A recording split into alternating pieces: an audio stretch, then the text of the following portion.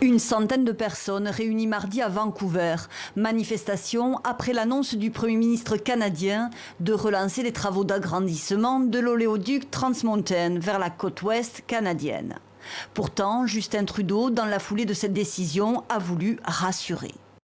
Nous sommes aussi engagés à mettre en œuvre un véritable plan pour protéger notre environnement et lutter contre le changement climatique. Des engagements loin de convaincre les défenseurs de l'environnement.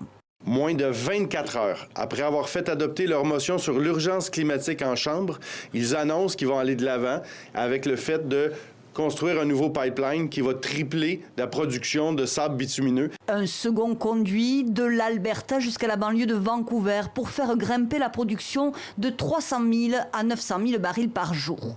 En Colombie-Britannique, on s'inquiète de voir plus de pétroliers le long de la côte Pacifique et des risques multipliés de déversement.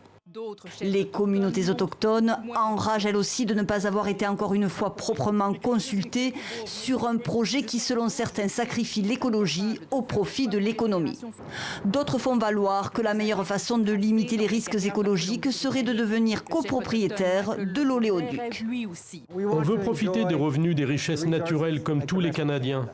L'an passé, Justin Trudeau avait vu son projet d'expansion de l'oléoduc suspendu par la Cour d'appel fédérale. La justice lui reprochait de ne pas avoir pris en compte les conséquences environnementales de ses travaux. Le gouvernement canadien avait alors initié de nouvelles consultations auprès des populations affectées, notamment des groupes d'Amérindiens. Malgré un récent rapport confirmant d'importants impacts négatifs sur l'environnement, mettant en danger notamment des espèces animales menacées dans la région de Vancouver, le Premier ministre a fait savoir qu'il espérait que les travaux débutent l'été prochain.